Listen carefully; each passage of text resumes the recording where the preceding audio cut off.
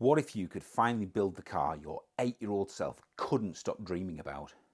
For those of you old enough, you remember the time when there were only 4 TV channels and on demand was nothing more than a pipe dream. A rainy, wet Sunday was a painfully long day, no shops open and nothing to do. Even the TV schedule was a game of roulette. Sometimes skiing, sometimes snooker. But if I was really, really lucky, it was motorsport.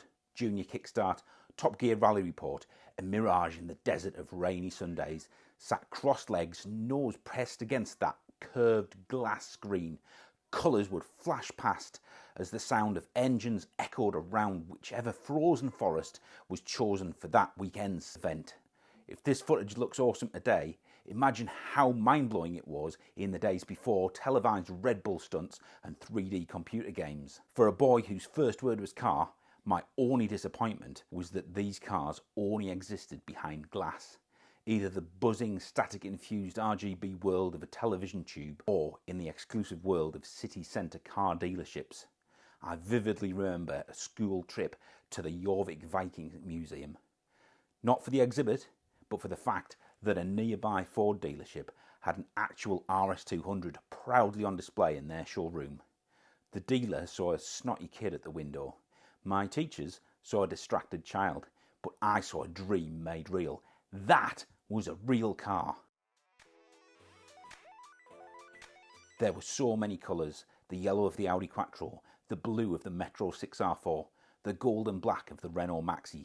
There was one car though, one team that seemed to win every time.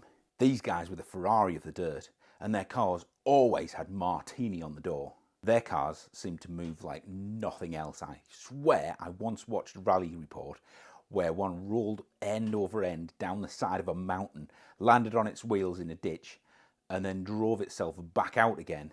It was such a shame that these cars didn't exist in the real world of the 1980s northeast England. Until one day, they did. We've been shopping, and for nothing exciting. I remember mooching out of another shop doorway, barely looking up from the floor, when it seemed as though the heavens parted, and in front of me, parked centre stage amongst the normal cars, was an absolute vision. That gleaming white paintwork, those red and blue stripes. I froze. "Dad, what is that?" I exclaimed. "It's a Delta Turbo." "You mean like the ones of those cars off the TV?" Over the next few seconds, but what even now feels like hours, my dad confirmed that yes, they are real cars, you can buy them, and yes, they were quick, just like my favourite rally ones. It somehow looked like my dad's Golf, and yet at the same time it looked like nothing else in this world. Looking back now, it is indeed true that nothing else did move quite like a Lancia rally car.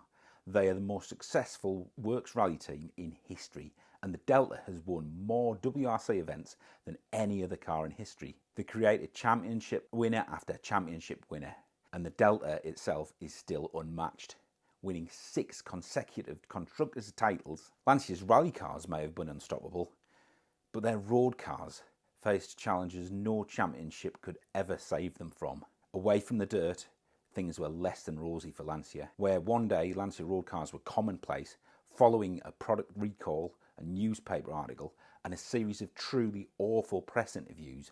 Their reputation in the UK will be forever tied to rust. Whilst it's fair to say that all cars from the 1970s rusted quicker than you would ever imagine, only Lancia didn't make it through the era unscathed. Sales began to dwindle, and by the early 90s, they were so poor that not only did Lancia pull out of WRC, they also stopped selling cars in the UK completely.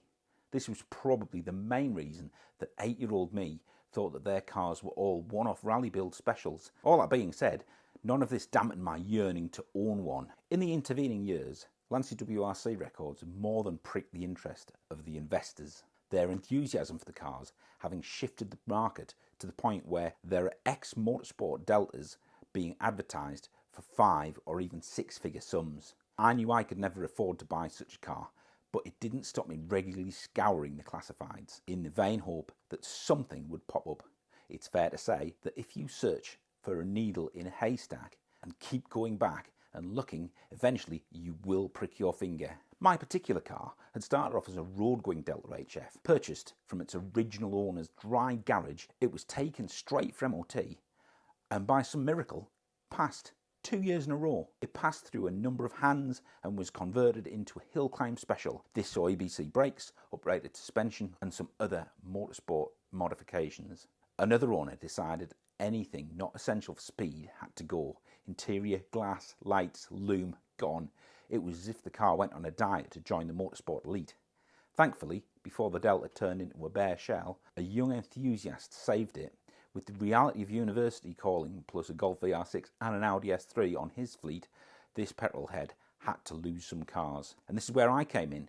Spotting the car on a Gumtree advert, I hastily sent a flurry of messages and a deal was done for just 650 of your British pounds. The car I dreamt about since I was a child was in my possession. A real-life motorsport Lancia Delta HF. The first time Martini Striped Delta turned a wheel in anger was the 1985 Lombard RA Series Rally, where the team cleaned up, claiming both first and second place on the podium. In November 1985, a Delta roared through Hampstead and Kielder Forest for the first time, making history. In November of 2025, I want this car to echo through those same forests once more.